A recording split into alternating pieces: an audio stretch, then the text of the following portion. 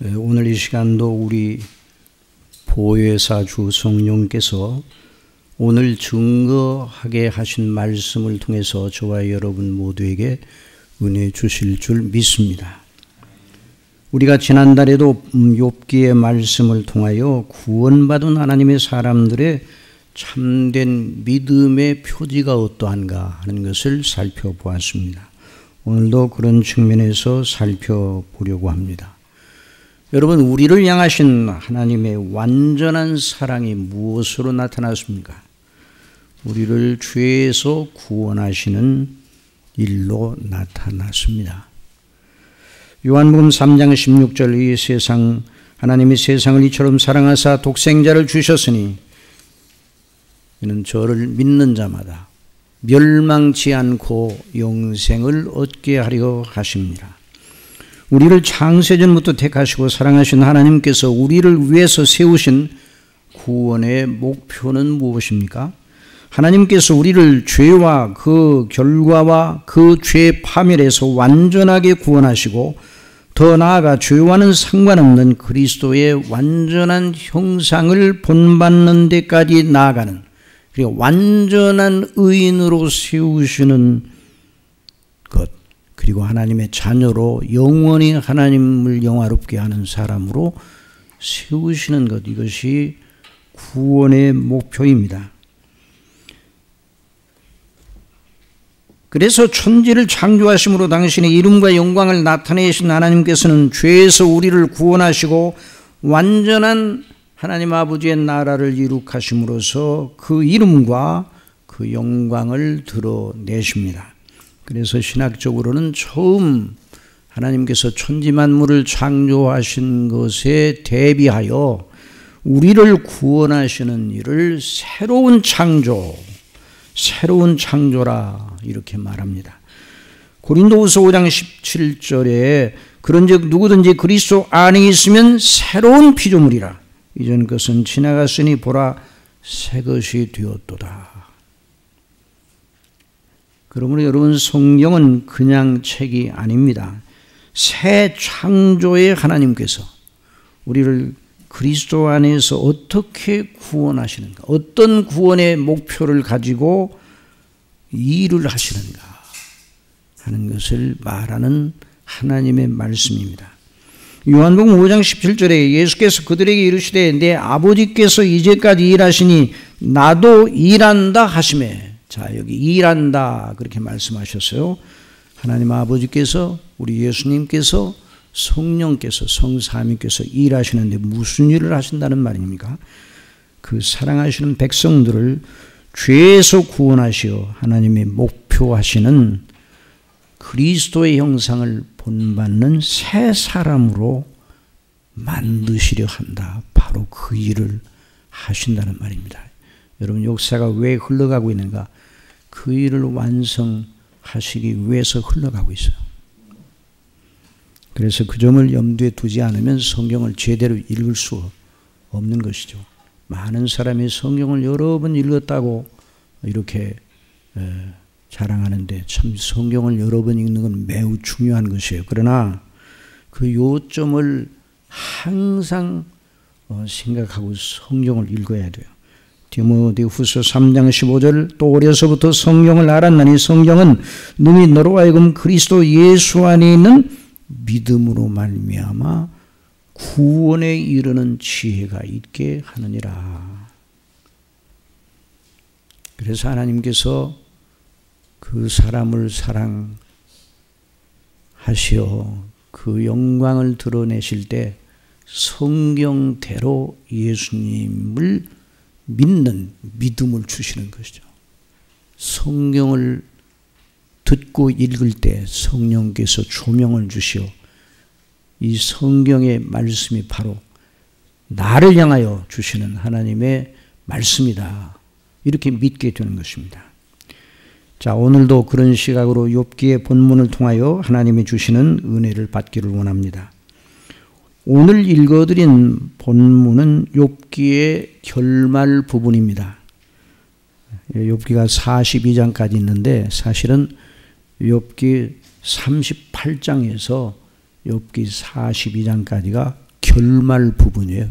어떻게 하나님께서 욥의 일을 통해서 영광을 드러내셨는가, 욥이 그 하나님의 은혜 속에서 어떤 은혜를 받았는가 하는 것을 결론적으로 말씀하고 계시기 때문에 그렇습니다.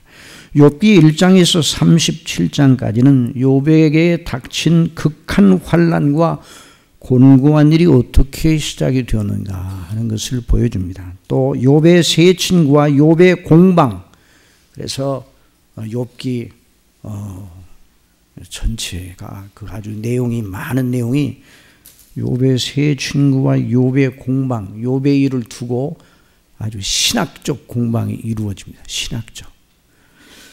그리고 그 뒤이어서 그들보다 젊은 엘리후라는 사람이 나타나서 욥의 일을 말하는 그런 것으로 내용이 이어져 나갑니다. 그러나 오늘 읽은 38장 이후부터는 다른 이들을 배제하고 오직 욥과 하나님 사이에 집중하고 있습니다. 자, 욥과 하나님 사이에 일을 말하고 있어요. 욥기 38장 1절, 그때 여호와께서 폭풍우 가운데서 욥에게 말씀하여 이르시되 무지한 말로 생각을 어둡게 하는 자가 누구냐? 너는 대장부처럼 허리를 묶고 내가 네게 묻는 것을 대답할지니라. 자, 욥이 그 극한 환난 가운데서 가장 바랐던 것은 사람들로부터 위로를 받고 사람들로부터 인정을 받고 그런 것이 아니었어요. 욥을 위로할 사람은 한 사람도 없었어요. 그의 아내마저도 욥의 위로가 되지는 못했어요. 그 친구들은 욥을 찔러대었습니다. 자, 욥이 가장 바랐던 것은 하나님께서 나타나셔. 하나님께서 욥의 일에 대하여 말씀하시는 것이었습니다. 하나님께서 나타나셔. 사랑하시는 성도 여러분, 저와 여러분의 궁극적 위로는 누구라고요? 하나님이셔요. 하나님께서 우리에게 말씀하시는, 위경 중에 있을지라도 말씀을 보내시면 그 위경을 능히 감당할 수가 있는 것이죠. 그래서 하나님이 나타나셔서 정말 그 하나님께서 나타나시기를 얼마나 간절하게 사모했는지 몰라요. 자, 그런데 오늘 이 대목에서 보면 욥이 바라는 방식대로 하나님이 나타나지를 않으셨어요. 여러분, 하나님께서는 언제나 우리 수준으로 일하지 않으십니다. 우리가 바라는 대로 일하지 아니하시고 언제나 하나님 자신의 방식대로 일하십니다. 욥은 자기 방식대로 하나님께서 말씀해 주시기를 바랐어요. 그래서 욥기 23장에 이런 대목이 나옵니다. 욥이 대답하여 이르되 오늘도 내게 반항하는 마음과 근심이 있나니 내가 받는 재앙이 탄식보다 무거움이라. 욥은 입술로는 하나님을 원망하거나 마음으로도 하나님께 범죄한 적이 없습니다. 그러나 욥은 자기에게 반항하는 마음과 근심이 있다고 솔직히 고백을 해요. 자, 그 반항하는 마음이 있다는 것은 석연치 못한 생각이 자기 마음속에 아직도 있다는 거예요. 좀 억울한 마음이 있다는 거예요. 자, 그래서 욥이 그 말을 통해 이런 의미로 말하고 있다고 우리가 풀어볼 수 있어요. 내가 당하는 일이 우연하게 일어난 일이 아니라 하나님의 허락하심 속에서 일어남을 나도 알고 있다. 모든 걸 주장하실 권리를 가지고 계신 하나님께서 무엇을 하시든지 불의하실 수가 없어. 언제나 하나님은 정당하셔. 나는 그걸 믿는다. 그런데 왜 내가 이런 일을 당해야 하는지, 하나님께서 왜 이 일을 허락하셨는지 그 이유는 알고 싶다. 그게 알고 싶은 거예요. 그러니까 욥이 갈급했던 건 나 이 고통에서 벗어나 살게 해주세요. 이젠 건강을 되찾게 해주세요. 그런 것이 아니라 그는 언제라도 하나님의 선하신 주권이면 죽을 준비가 되어 있었어요.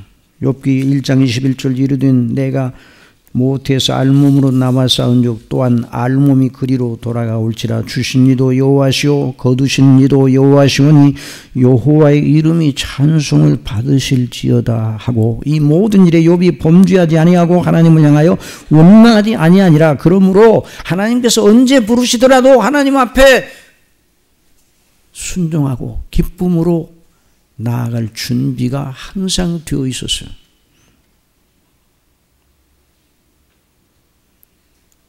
그러니까 욥이 건강해요. 이전의 상태로 되돌려 주세요. 이걸 간절하게 바랐던 것이 아니에요. 욥기 전체를 보면. 다만 욥은 자기도 은밀한 죄에 대한 하나님의 징벌을 당하고 있다고 말하는 친구들의 말을 이기게 하시는 하나님의 변호를 듣고 싶었어요. 그는 하나님을 경외하며 믿어 하나님의 명대로 사는 것을 자기의 삶의 길로 알고 최선을 다하여 왔습니다. 그런데 욥이 이런 일을 당하다니 그는 이 세상에서 가장 흉악무도한 죄인도 당하지 않는 저주를 받고 있는 이 형국입니다. 그러니 욥은 생각해서 어찌 내게 이런 일이 허락되었는지, 왜 하나님께서 이런 일을 허락하셨는지. 그래서 욥은 죽기 전이라도 하나님께서 나타나시어 자신의 입장을 변호하시고 이 일에 대해서 설명해 주시기를 바랐어요. 그래서 욥기 23장 3절에서 이렇게 말합니다. 내가 어찌하면 하나님을 발견하고 그의 처소에 나아가랴.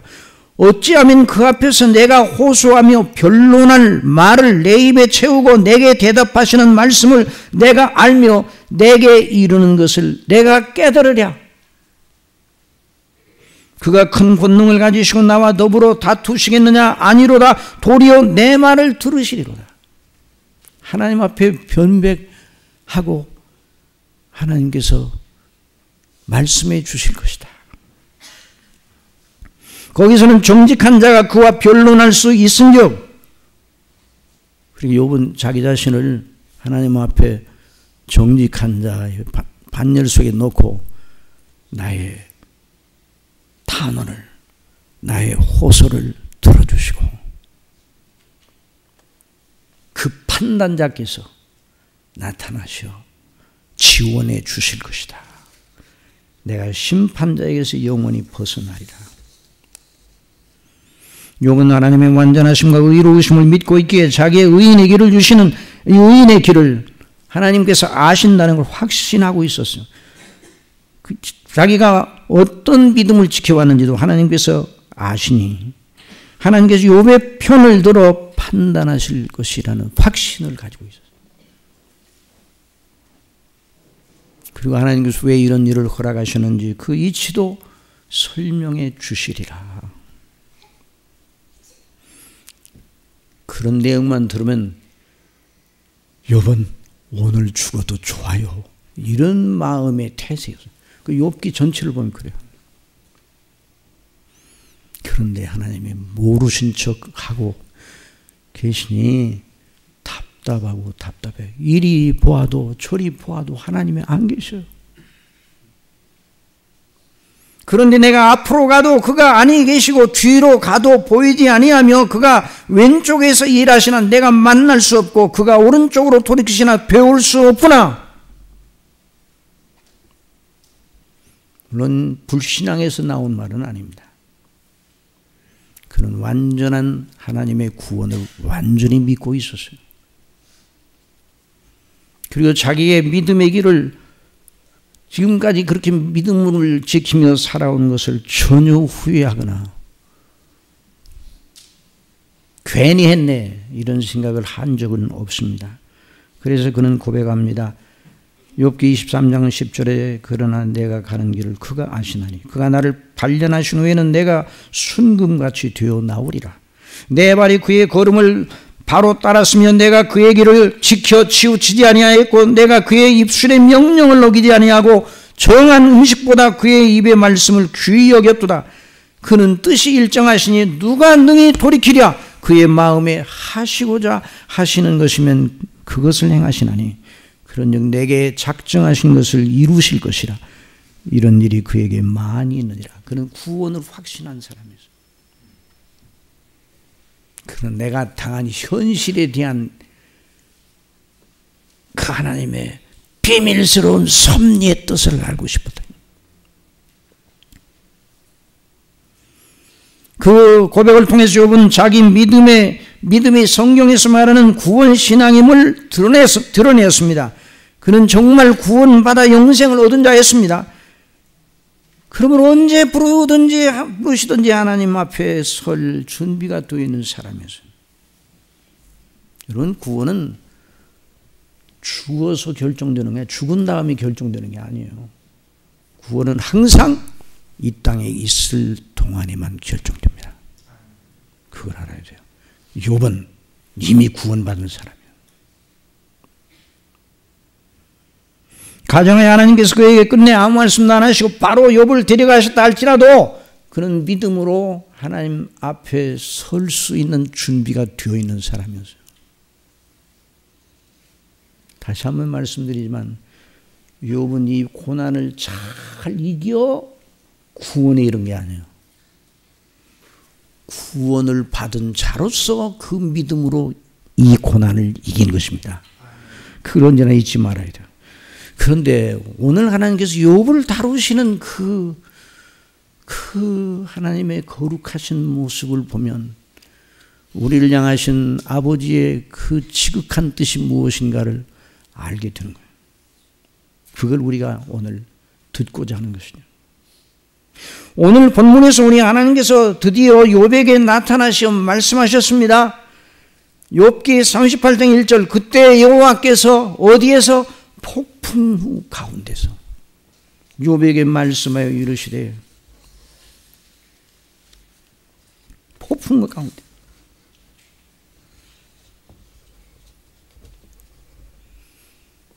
무지한 말로 생각을 어둡게 하는 자가 누구냐.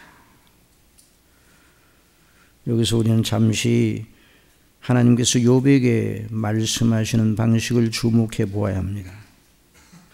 욥이 바라는 대로 내가 네게 왜 이런 일을 했는지 알려주겠다. 지금부터 잘 들어. 이렇게 하시지 않으셨어요. 그러나 하나님께서 오히려 욥에게 책망을 하시고 묻는 말에 대답하라고 말씀하셔요. 무지한 말로 생각을 어둡게 하는 자가 누구냐? 너는 대장부처럼 허리를 묶고 내가 네게 묻는 것을 대답할지니라. 자, 여기서 우리 잠시 멈추어서 우리 자신을 돌아봅시다. 우리도 당하는 여러 현안 속에서 욥과 같은 방식으로 하나님께 때를 쓸 때가 많습니다. 앞으로도 또 그럴 거예요. 하나님 아버지, 이게 웬일입니까? 어찌 제게 이렇게 하십니까? 물론 그럴지라도 제가 하나님을 믿습니다. 다만 이 일에 대한 하나님의 설명을 듣고 싶습니다. 왜 그렇게 하셨어요? 욥도 우리와 같은 성정의 사람이니 똑같이 그렇게 묻고 있었어요. 욥도 자기 수준으로 하나님께서도 답을 주실 것이라고 기대하고 있었어요. 그러나 하나님께서는 언제나 사람의 방식대로 일하지 않고 하나님 자신의 방식대로 일하십니다. 그 하나님의 방식이 이해가 되지 않아요. 우리의 머리로서는 이해가 되질 않아요. 땅에 있는 우리가 하늘에 계신 하나님의 높은 뜻을 어찌 다 알겠어요. 그래서 우리는 주님 제발 이 공고한 자리에서 우리를 건져주시든지 아니면 이 일을 우리에게 왜 일어나게 하셨는지 그 이유를 알려주세요. 우리를 좀 설득해 주세요. 뭐 이런 식이에요. 사도 바울도 자기에게 육체의 가시가 주어졌어요. 여러분, 사도 바울이 얼마나 많은 복음의 영광을 위해서 일했습니까? 돌에 맞아 죽은 줄 알고 밖에다 내쳤는데, 성 밖에 내쳤는데 불끈 일어나서 또 복음 전도해요. 주님, 복음의 일을 제게 시키셨으면 그에 필요한 은혜와 은사를 충만하게 주시는 것이 온당하고 지금까지 그리하셨습니다. 그런데 사단의 가시, 사단이 그걸 통해서 저를 찔러대는, 왜 사단의 가시, 육체의 가시를 제게 주시어 이렇게 고통을 당하게 합니까? 복음 사역을 하는데 방해가 돼요. 방해가 돼요. 주님, 제거해 주세요. 빼주세요. 없어지세요. 3번이나 기도해요. 그러나 하나님의 응답은 이것이 내게서 떠나게 하기 위하여 내가 3번 죽게 간구하였더니, 자, 이 사도 바울이 그렇게 간구하였어요. 그러나 하나님의 응답은 제거해 주시는 것이 아니라 그 가시에 찌르는 고통을 능히 극복할 은혜를 약속하셨어요. 나에게 이르시기를 내 은혜가 네게 족하도다.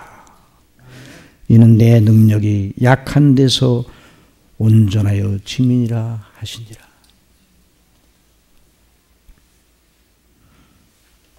하나님께서 욥을 당신 앞에 세우셨어요. 당신의 어미 앞에 세우셨어요. 그때 여호와께서 폭풍 가운데서 욥에게 말씀하여 이르시되, 여러분, 폭풍 중에 말씀하셨다는 것은 하나님의 임재를 보이시되 위엄과 권세의 영광을 보이시며 그 앞에 서라고 하시며 말씀하셨다는 말입니다. 시내산에서 강림하셔 모세를 불러 십계명과 율법을 밝게 하실 때 하나님께서 백성들 앞에 어떤 정황으로 자신의 영광을 나타내셨습니까? 출애굽기 19장 16절에 셋째 날 아침에 우레와 번개와 빽빽한 구름이 산 위에 있고 나팔 소리가 매우 크게 들리니 진중에 있는 모든 백성이 다 떨더라. 모세가 하나님을 맞으려고 백성을 거느리고 전에서 나오며 그들이 산 기슭에 서 있는데 시내산에 연기가 자욱하니 여호와께서 불 가운데 거기에 강림하심이라. 그 연기가 옹기에 가마 연기같이 떠오르고 온 산이 크게 진동하며 나팔 소리가 점점 커질 때 모세가 말한 즉 하나님 음성으로 대답하시더라. 이 광경을 보고 백성들이 질렸어요. 다시는 하나님 그렇게 하지 마시고 모세를 통해, 모세 당신이 하나님의 말씀을 받고 우리에게 해주세요. 여러분, 우리가 이런 신비 체험을 하면 굉장히 아주 좋을 줄 알지만 이 백성들이 이 광경을 보고 너무너무 무섭고 하나님의 위엄과 그 영광 앞에 선다는 것이 우리에게는 마냥 기쁜 일만은 아니에요. 욥에게도 폭풍 가운데서 그 어미와 영광 앞에 세우시고 하나님의 말씀을 듣게 하셨습니다. 무지한 말로 생각을 어둡게 하는 자가 누구냐? 너는 대장부처럼 허리를 묶고 내가 네게 묻는 것을 대답할지니라. 내가 땅에 기초를 놓을 때 네가 어디 있었냐? 성도 여러분, 하나님의 땅에 기초를 놓을 때 저와 여러분이 어디 있었습니까? 네가 깨달아 알았거든 말할지어다. 왜 네게 이런 일을 허락하셨는지 그걸 설명해 주십사고 나에게 바라고 있지? 내가 묻는 말에 대답하라.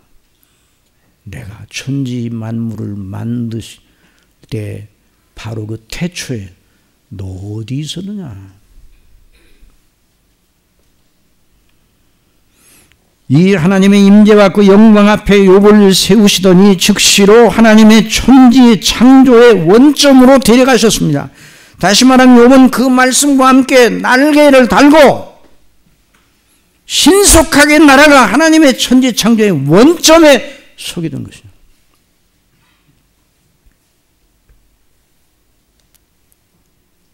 그런 하나님의 어미와 하나님의 창조의 원점에 선 그 욥에게 있어서 최고의 문제거리는 무엇이었겠습니까?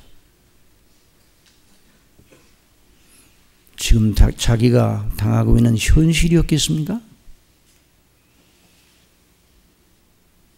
그 현실은 너무너무 극한 현실이에요. 사람이 정말 참아내기 힘든.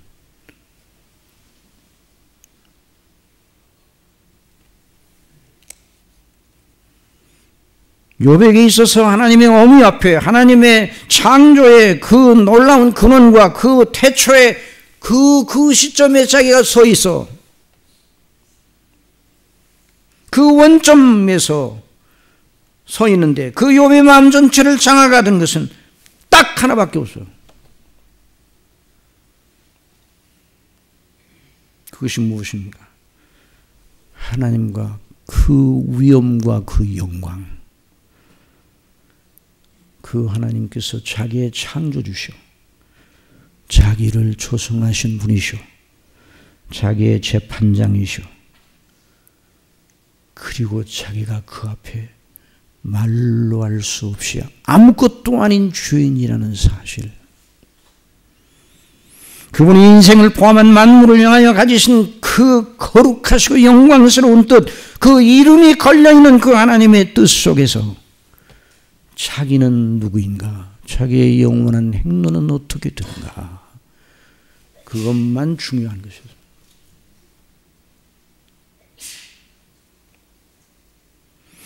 욥기 38장, 39장, 40장, 41장에 기록된 그 하나님의 어미에 찬 긴 말씀들, 너 창조 때 내가 천지 만물을 만들 때 너 어디 있었느냐, 그러면서 쭉 계속 말씀하십니다. 그 중에 한마디도, 한 질문도 대답할 수가 없었습니다. 극한 고통의 현실을 바라보던 욥의 시선은 없어지고 오직 그 눈앞에 하나님만 앙망하는 것만 있었습니다. 하나님만 바라고 있었습니다.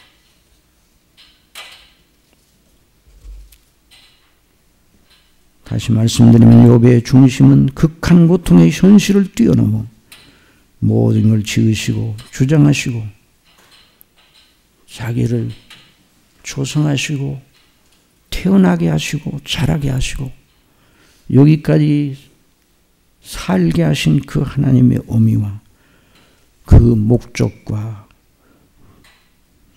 뜻에 온통 집중하고 있었어요.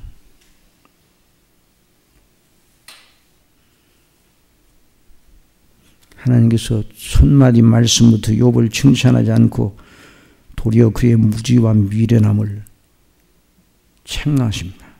무지한 말로 생각을 어둡게 하는 자가 누구냐? 여기서 하나님께서 너 욥은 제대로 알지도 못하고 내 생각을 어둡게 한다, 이런 식의 책망이 아닙니다. 이 내용이 상당히 어려운 내용인데, 그래서 그 영어 역본들을 찾아봤더니 영어 역본 NIV 2011년 판 역본은 이렇게 번역을 하고 있어요. 이 대목을 지식 없는 말로 내 계획을 덮어 가리는 이 사람 너는 누구냐? 그러니까 여기 생각을 어둡게 한다, 그 생각이 욥의 생각이 아니라 누구의 생각이라고요? 하나님의 생각이에요. 하나님의 계획, 하나님의 플랜, 하나님의 카운슬, 하나님의 뜻, 하나님의 목적. 너 욥아, 무지한 말, 지식 없는 말로 내 생각, 내 계획, 내 목적을 덮어버리고 네가 당한 것만 크게 여기는구나. 그러니까 여기서 말하는 지식은 그냥 땅에서 살 때 필요한 지식이 아니라 하나님을 아는 지식이에요. 하나님을 아는 지식. 한번 따라해주세요. 하나님을 아는 지식. 이것이 관건입니다. 이것이 인생의 대주제가 되어야 돼요. 하나님의 하나님 되심과 그의 영광과 위엄과 그 세우신 계획과 목적, 이걸 알게 될 때 인생을 다 아는 거예요.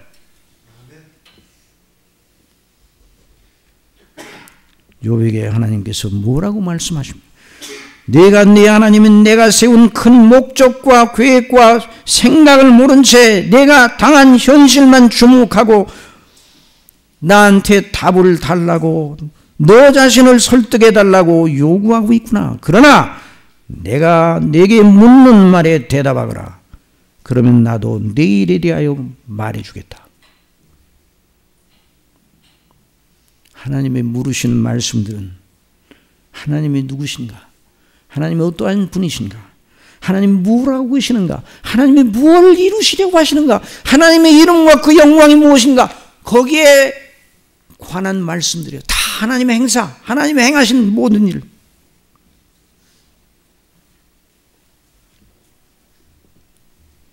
욥이 그 말씀을 들을 때 어떠했겠습니까?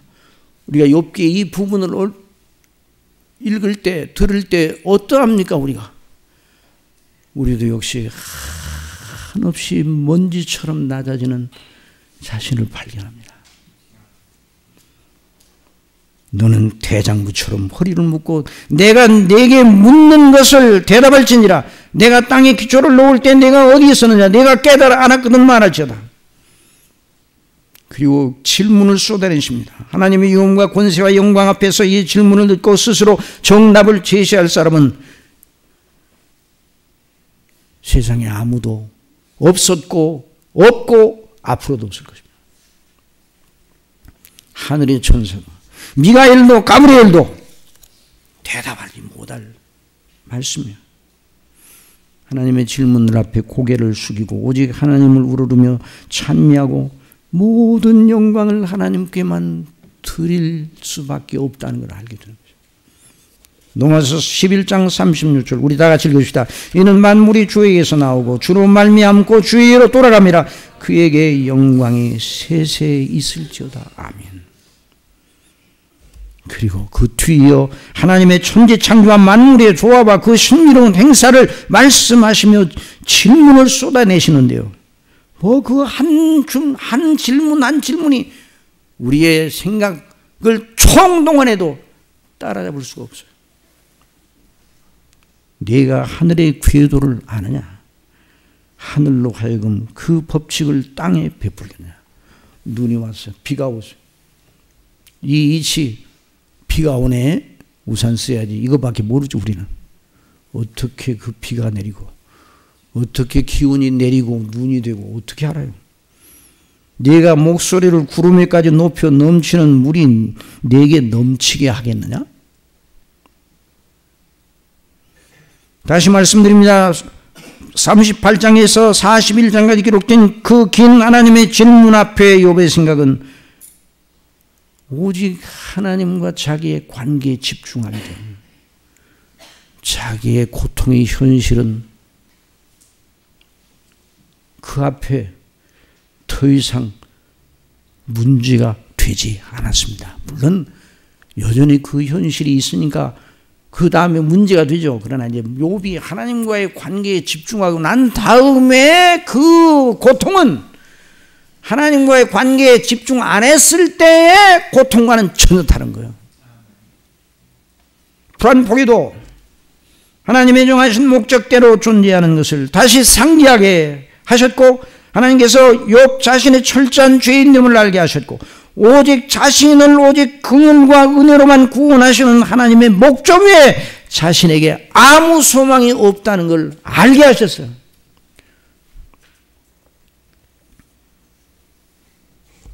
그 하나만 욥에게 중요한 것이 되게 하셨어요.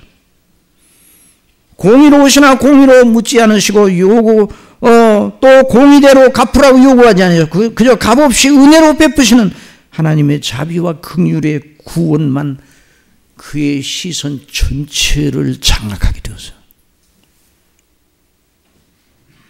사랑하시는 성도 여러분, 이 욥의 경우를 우리에게 적용해 봐야 돼요. 그래서 욥이 42장 1절에 여호와께 대답하여 이르되 주께서는 못하실 일이 없사오며 무슨 계획이든지 못 이루실 것이 없는 줄 아오니. 자, 그 계획에 대해서 말해요. 계획. 욥에게 아주 매우 중요한 하나님과 그 영광의 계획. 그 계획이 뭐예요? 그 속에 우리의 구원이 들어있어요. 그러니까 욥이 무슨 계획이든지 모두 이루실 것이 없는 줄 아오니 무지한 말로 이치를 가리는 자가 누구니까? 나는 깨닫지도 못할 일을 말하였고 스스로 알 수도 없고 헤아리기도 어려운 말을 하였나이다.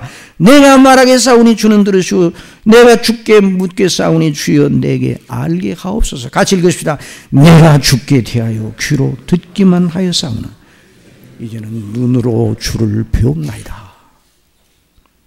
사랑하시는 성도 여러분, 여기까지 들어온 다음에 이제까지 들어온 내용을 가지고 구원신앙의 아주 중요한 표지가 무엇이겠습니까?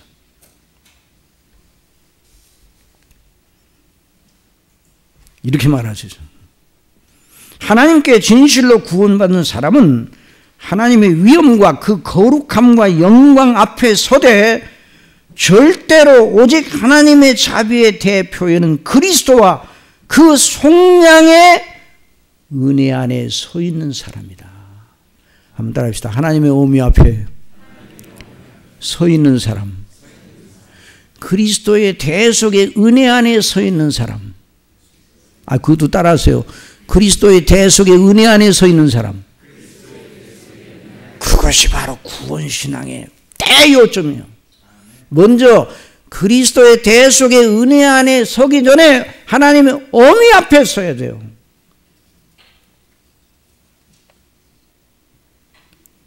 모든 인생은 한 사람도 빠짐없이 하나님의 어미 앞에 서게 됩니다.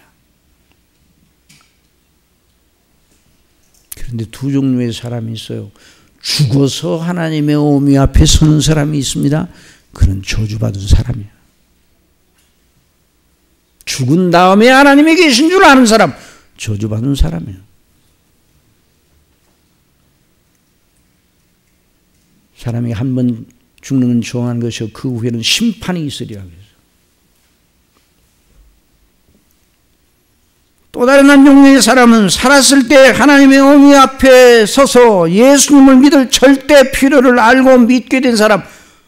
어떻게 이렇게 되는가? 그가 돌을 닦다가 그걸 발견하는가? 아니에요. 하나님의 긍휼로, 따라서 하나님의 긍휼로, 하나님의 주권적인 은혜로, 하나님의 말로 할 수 없는 사랑으로 우리가 한 것이 아니에요. 우리를 그렇게 끌어내신 게 아니에요. 우리를 죄에서 끌어내셔서 부르셔서 우리를 당신의 영광 앞에 세우셔, 그 위엄 앞에 세우셔.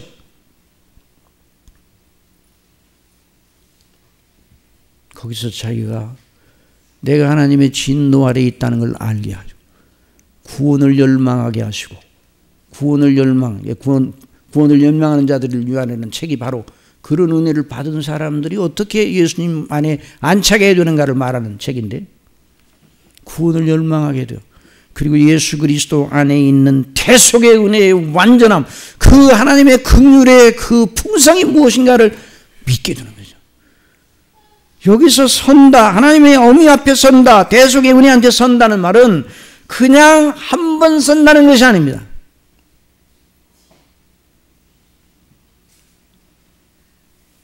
한번 따라해 봅시다. 항상, 영원토록.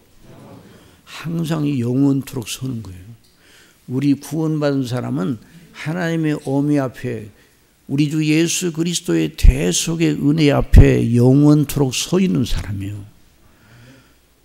어떤 경우에든지 하나님의 어미 앞에서 우리가 물러나는 적이 없어요. 우리 생각은 물러날 때가 있는데 여전히 우리 앞에, 우리는 하나님 앞에 있어요. 하나님 앞에.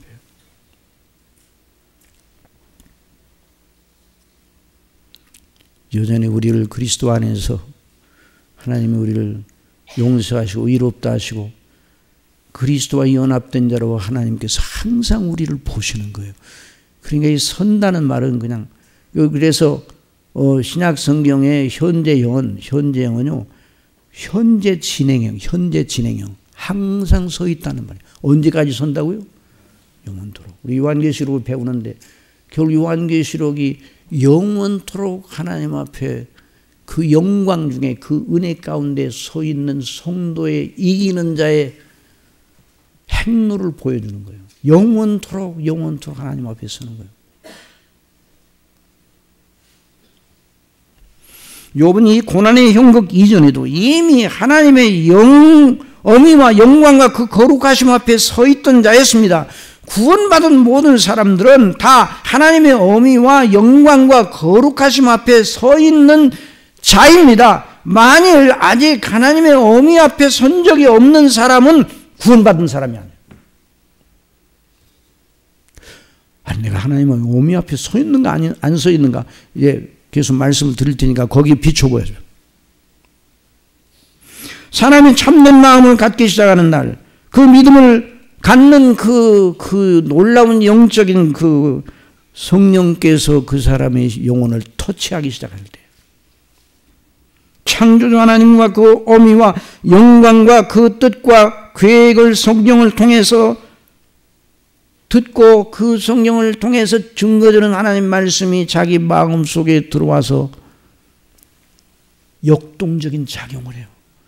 그러니까 들었던 말씀이 되게 듣고 그냥 흘려버리는데 왜 그 말이 자기를 괴롭히지?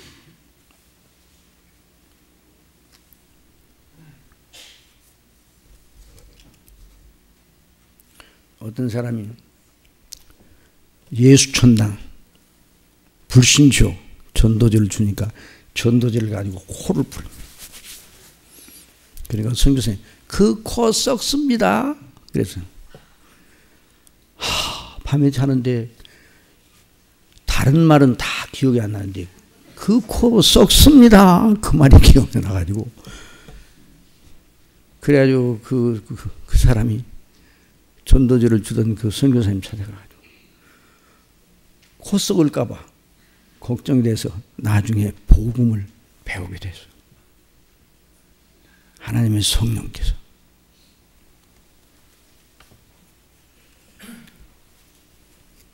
그러니까 우리가 구주로, 예수님을 구주로 믿는다고 하는 건 그냥 우리의 종교성의 발로가 아니에요. 자, 욥이 말한 걸 들어보세요. 내가 죽게 되어 귀로 듣기만 하였사오니 이제는 눈으로 주를 배움나이다. 이 말은 처음으로 하나님 앞에 어미 앞에 섰다는 말이 아니라 이미 섰었기 때문에 그렇게 믿음을 가지고 지켜 있었던 거예요. 그러니까 그 충실한 믿음을 통해서 하나님이 영광을 드러내신 것이죠. 이전에도 하나님의 어미와 그 영광을 알았고 그 구원의 계획과 목적과 실행을 알았는데 더 선명하게 알았다는 것입니다. 한번 따라해주세요. 더 선명하게. 우리가 믿는 믿음의 이 놀라운 하나님의 은혜를 더 선명하게 알게 하시는 은혜를 주시길 바랍니다. 하나님의 어미의 영광이 얼마나 두려운 것인가 알게 하시기를 바랍니다. 하나님께서 죄밖에 없는 우리를 그리스도 안에서 의롭다 하시고 그리스도의 피로 우리의 죄를 씻으시고 그 의로 우리의 의로 여기시고 의롭다 하시고 하나님의 자녀로 삼으신 그 영광이 얼마나 놀랍고 큰지 깨닫게 해주시기 바랍니다. 이 구원받는 사람들의 성령께 역사하시는 거예요.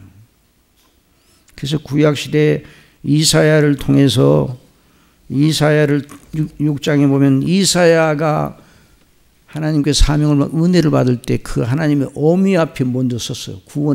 구원의 영광을 먼저 다시 한번 상기하게 하세요. 이사야가 그날 구원받은 건 아니에요. 그렇지만은 그 영광. 우시아 왕이 죽던 때 내가 먼저 주께서 높이 들린 보좌에 앉으셨는데 그의 옷자락은 성전에 가득하였고 수랍들이 모시고 섰는데 각기 6날개가 있어 그 둘러는 자기의 얼굴을 가리었고 그 둘러는 자기의 발을 가리었고 그 둘러는 날며 서로 불러 이르되 거룩하다 거룩하다 거룩하다 만군의 여호와여 그의 영광이 온 땅에 충만하도다 하더라.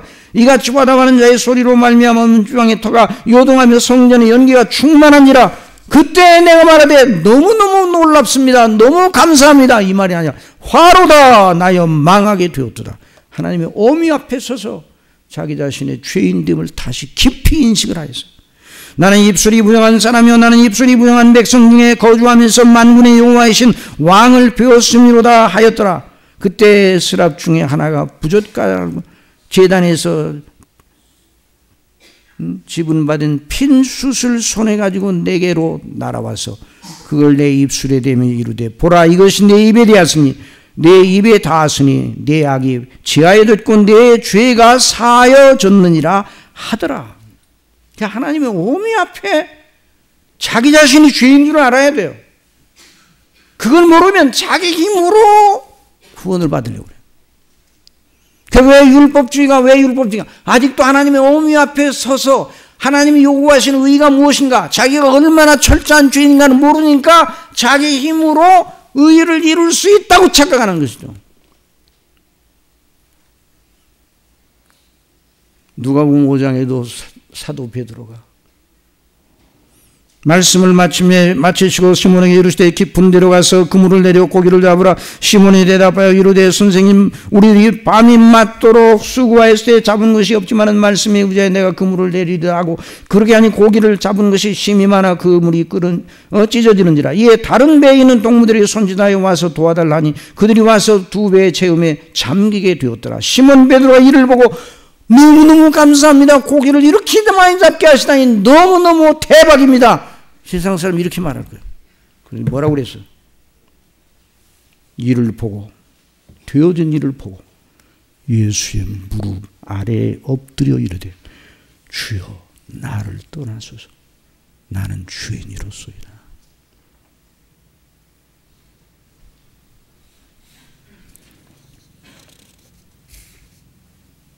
이런 은혜를 받은 사람이 하나님의 신령한 복을 받은 사람입니다. 사도 바울도 예수님을 대적하는 제1선에 선 아주 악독한 사울, 그런데 하나님께서 그를 택하시고 사랑하시고 사도로 부르셔서 쓰시기에 나타나셨습니다. 사도행전 9장 1절 사울이 주의 제자들에게 대하여 여전히 유혹과 살기가 등등하여 대제사장이 가서 다메섹 여러 회당에 가져갈 공문을 청하니, 이는 만일 그 도를 따르는 사람을 만나면 남녀를 막론하고 결박하여 예루살렘으로 잡아오려 함이라. 얼마나 악독해요. 사울이 길을 가다가 다메섹에 가까이 이르더니 호련히 하늘로부터 빛이 그를 둘러비추는지라. 땅에 엎드러져 두루매 소리 있어 이르시되 사울아 사울아 네가 어찌하여 나를 박해하느냐 하시거늘 대답하되 주여 누구시니까? 이르시되 나는 네가 박해하는 예수라. 이 말씀을 들을 때 사도 바울은 하나님의 어미 앞에, 예수님의 어미 앞에 서게 된 것이죠. 그리고 예수님이 바로 참구주시라는 걸 알게 된 거예요. 그럼 여러분이 이 말씀을 들으면서, 그러면 우리를 하나님께서 어미 앞에 세우신, 그럼 우리가 이 어미 앞에 선 적이 없는 사람 구원받지 못했다고 그러는데, 그럼 우리를 향해서는 욥은 이렇게 하시고 그 베드로나 사울에게는 이렇게 하시고 이사에게는 그렇게 하시는, 우리에게는 지금 오늘 어떻게 하시는가? 이런 의문이 생길 거예요. 대답합니다. 답, 그 의문에 대한 답.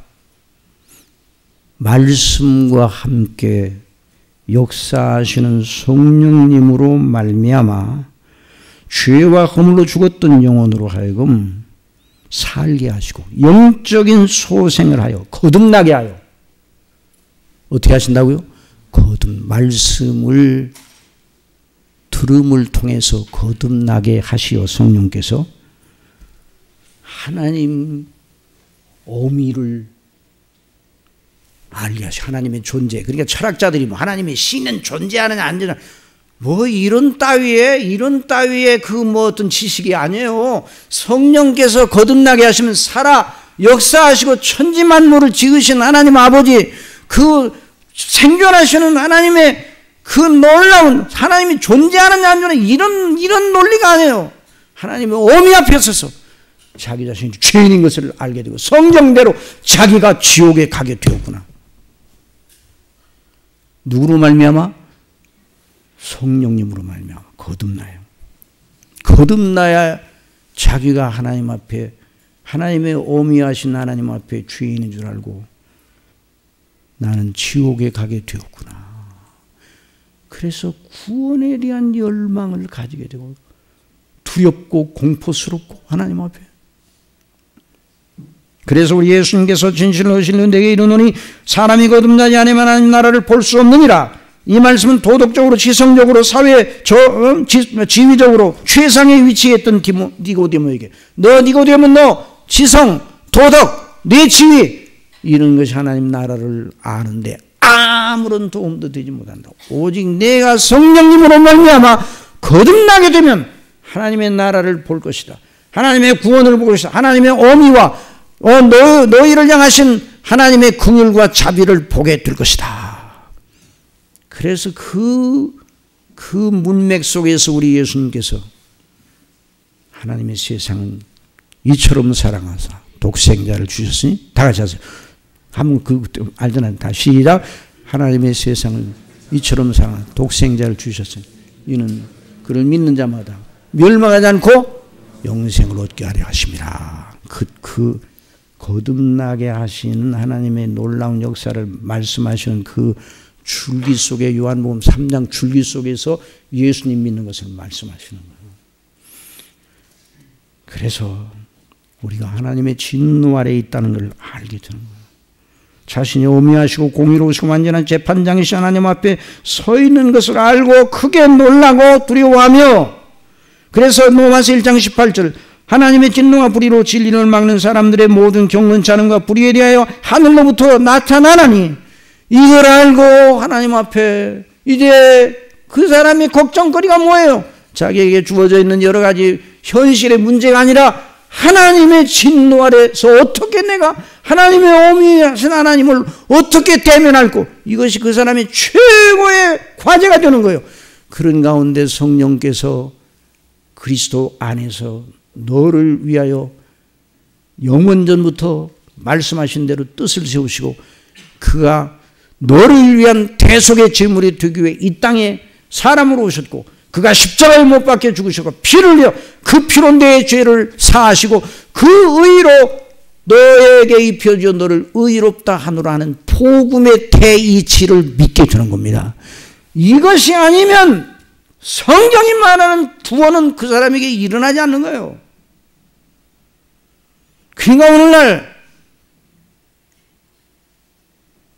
교회가 사람 사이에 어떻게 사는가, 어떻게 살아야 하나님께 복을 받는가, 이건 복음이 아니에요. 언제나 교회는 하나님의 놀라우신 어미와 하나님의 진노하는 인생에 우리의 죄인됨과, 그럼에도 불구하고 우리를 어떻게 사랑하셔서 그리스도 안에서 우리를 대속하시고 온전케 하시고 의롭다 하시는가, 이걸 항상 삶을 얘기해도 거기서부터 출발해요. 구원교리는 없고 생활만 강조하는 그런 설교는 그건 인문학적인 자아발견이에요. 자아발견. 인문학에서는, 여러분, 인문학에서는 철학이나 인문학, 구원은, 그 사람들이 말하는 구원은 인격 도야요. 그러나 우리의 구원은 하나님의 창조주 하나님의 어미 앞에서 우리 죄인을 향하신 하나님의 공의로운 진노하시는 하나님께서 우리를 그리스도 안에서 진노를 예수님께서 얻으시고 예수님 안에서 우리를 용서하시고 영원토록 아버지 앞에 영원토록 자녀로 세워 영화로운 그리스도의 영상을 본받아 영원토록 아버지의 교제의 대상으로 삼으신다는 이 놀라운, 이게 바로 복음이에요. 이걸 알지 못하고 뭐를 자기 자신의 연말을 해요. 이게 인문학은, 그러니까 인문학은 죽은 인생론이에요. 죽은 인생론. 근데 요즘 인문학을 설교자들이 알아야 된다. 인문학을 왜 알아야 되는가? 알아야 돼요. 인문학은 아무것도 아니라는 걸 알고 인문학을 박살내기 위해서 김문학을 알아야 돼요. 아시겠어요? 인문학에서 무슨 인생론을 배워가지고 성경만으로는 모자라가지고 거기 빌려와가지고 쓰려고 인문학을 배우는 게 아니에요. 어떤 분이 그러죠. 아니, 무슨, 그 신학교 들어갈 때 철학개론을 시험 보던데요. 그래서. 철학교론을 시험 보는 건 그 정도 인문학이 뭘 말하는가 하는 교양을 가져야 변증적인 자세로 복음의 탁월성과 위대함을 말해서 설교할 때, 그래서 그런 기본적인 것을 보기 위해서 그러는 거지, 그 철학을 도용하라고 하는 것이 아니다. 그래서 여러분, 우리 주 예수 그리스도를 믿는다고 하는 건 늘 하나님 앞에, 어미 앞에 서 있는 겁니다. 하나님의 영광 앞에 서 있는 겁니다. 자기 자신이 언제나 죄인이라는 걸 의식하고 있는 거예요. 그럼에도 그리스도 안에서 그리스도의 대속의 은혜로 우리를 의롭다 하시고, 의롭다 하신 자를 미리 아신 자들 부르시고 부르신 자들을 의롭다 하시고 의롭다 하신 자들 영화롭게 하셨느니라. 이 놀라우신, 그래서 그리스도의 형상을 본받게 하시는 하나님의 그 어미를, 그 영광을 바라볼 때, 그래서 욥이 그 놀라운 영적인 지식을 이 고난을 통해 더 하게 되어, 이전에도 알고 있었지만, 그래서 내가 주를 이전까지는 귀로만 들었더니 이제는 눈으로 배움나이다. 이런 놀라우신 하나님의 은혜의 역사를 바라고, 그러니까 영적인 이 갈증을 항상 우리가 이것을 우리가 알아야 돼요. 그런 의미에서 우리 예수님께서 내게 오는 자는 줄이지 아니하고 영원히 목마르지 아니하리라 이런 말씀하신 거지, 일반적인 면에서 그렇게 말씀하신 것이 아니에요. 그래서 항상 어떤 경우에도 어떤 현실 앞에서도 하나님의 영광의 어미 앞에, 하나님의 긍휼의 놀라운 그리스도 안에 성령의 인도하심을 따라 범사에 하나님께서 주시는 은혜를 늘 찬미하고, 늘 하나님의 말씀인 성경이 바로 그걸 말하니 말씀을 늘 묵상하는 가운데 기도함으로 늘 세상을 이기는 이런 사람들로 계속 진행해 나갈 수 있도록 저희들을 붙잡아 주시기를 바랍니다. 성령님 이런 은혜를 주시옵소서. 이제 담임 목사님 나오셔서 기도하시고,